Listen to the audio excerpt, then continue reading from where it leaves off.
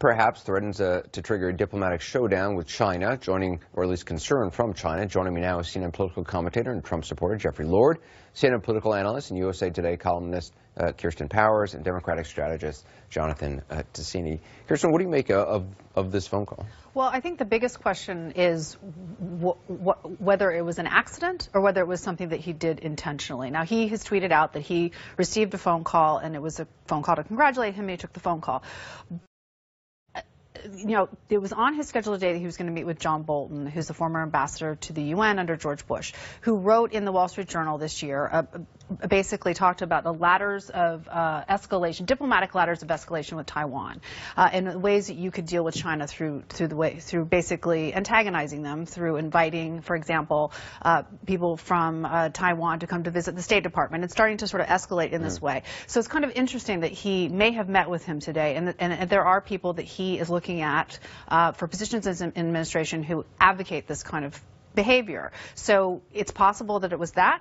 It's also possible that he just received the phone call and he didn't know he wasn't supposed to take it, though I find that highly unlikely. Jeff, I mean, is it a concern to you? I mean, there have been questions raised about how much Donald Trump is receiving intelligence briefings, and probably more to the point on in this issue, communicating with the State Department, actually getting readouts from the State Department or consulting with them before a call like this.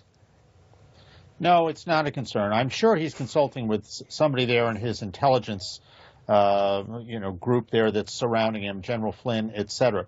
But Anderson, I would point out that four presidents of the United States that I can think of right off the bat, Franklin Roosevelt, Nixon, Reagan, and Obama, have taken office and then changed major American foreign policy with different countries. Franklin Roosevelt recognized the Soviet Union the first time in its existence after 16 years of policy by four presidents, including one Democrat and three Republicans. Richard Nixon famously opened the door to China, stunned the world with Jeff, so reversed decades. But Jeff, nobody did it as president-elect. This is ridiculous. Ronald Reagan did the same in his very first press conference in terms of the Soviet Union. But and Jeffrey, of course, President Obama has just reversed policy.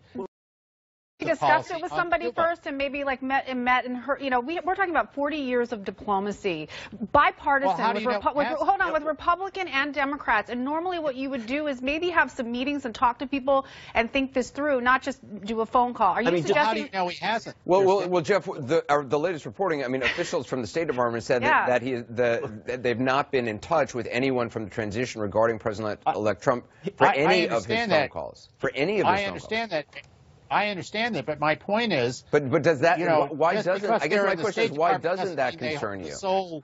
What? I'm sorry? Why doesn't that concern you? I mean, presidents, there is a State Department for a reason. You can argue whether or not, they have a perfect track record. That's a good point. That's a good point. And let me point out to you that when Richard Nixon did his opening with China, he didn't talk to the State Department. I believe he even kept his own Secretary of State out of it. He dealt with Henry Kissinger, who was his General Flynn of the day, his own private national security advisor. Jeff, but here's the problem. First of all, we're normalizing Donald Trump again. And if you looked back at the debates and throughout the campaign, it was very clear Donald Trump had no idea about diplomacy. He had no idea how to talk about the world. By the way, the reporting is that Mike Pence has been consulting with the State Department for some of his... But that's fine. He's the vice president-elect. You would think, this is the problem, I think, long-term, is Donald Trump doesn't know diplomacy. He doesn't understand the world. And this kind of phone call is sort of mind-boggling, because anybody that had a smidgen of... And the two of us, if we were president-elect, we would know that there is a long-term one China policy. We would not accept this kind of call. But so what? Hold on, Jeff. And we would at least call up the State Department, the expert, and say, how do we handle this? Number two, in case you didn't know, Donald Trump is the president-elect currently. He does not have the authority to be talking to and making these kind of steps that put the United States and the current president in the kind of danger. All right, Jonathan, I want you to be able the other guy. Jeff, I want you to be able to respond to that. It's ridiculous. Look, when when Barack Obama was just the presidential nominee of the Democratic Party, he went over to Berlin and gave a major foreign policy speech. I mean, something no other presidential nominee had ever done. Well, and he wasn't even president-elect. I mean, come on, John. But This is but wait a minute, Jeff. He didn't meet with the head of state. He didn't meet with the head of state. Then he went and gave a speech. And by the way, John, in case you didn't, is the problem. No, but you Jeff, are advocating it's not the same thing at all. Don't talk over each other. Advocating the status quo, and Donald Trump has been elected to do things differently. Now, I don't know, and you don't know, none of us know what's really going on behind the scenes with this phone call. But whether it was, however you want to describe it, this is something that we're going to see a lot of in the future, where the current ways of doing things, doing things in Washington, which the American people have said does not work, are being changed. So Kirsten, what about that point? Because I'm sure there's many people who would agree with that, saying, you know what? This is what he was elected to do. I think that's a great point. He's winging it, and well, maybe that's fine. I don't think he should be winging it. I think it is right that people want to do things differently, and I don't think people are necessarily opposed to a different attack with China, perhaps. What the issue here is, like I said, what we really need is more information. We need to know what went into the thinking behind this, and it does seem that he just responded to an incoming phone call, which doesn't seem like a strategy.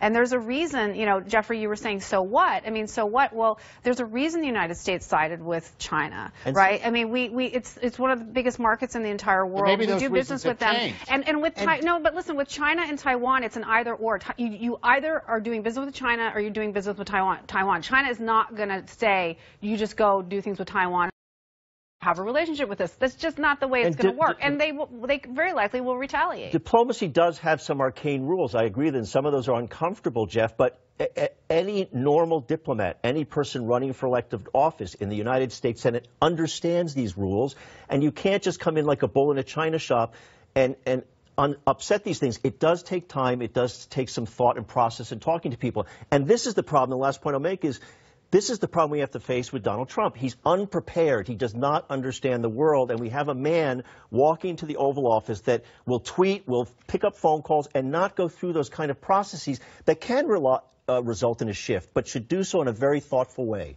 Yeah. Jeffrey, I want you to John, we've done it your way, and the government is in a mess. That's all I can say. The very first thing that Ronald Reagan did, and actually there was some accident to it, for decades, the Soviet ambassador had been the only one of 150 ambassadors to get a private entrance into the State Department to go directly in an private elevator to the Secretary of State's office. When Ronald Reagan became president, he drove into that private garage and was turned away and made to go through the public entrance. The message sent, things are changing. Whether this is intentional or not, things are changing. Message delivered. Like I said, I think it's right to, as the president, to set the policy for the United States. It's just that the United States isn't his toy. This is bipartisan policy through to Republican and Democrats, and I think that he needs to maybe spend some time and understand that. All right, let's leave the conversation there. Jonathan, thanks so much. Kirsten as well. Jeffrey Lord, have a great weekend. This week, the Ohio State campus was shaken by violence. The FBI said the 18-year-old would-be terrorist may have been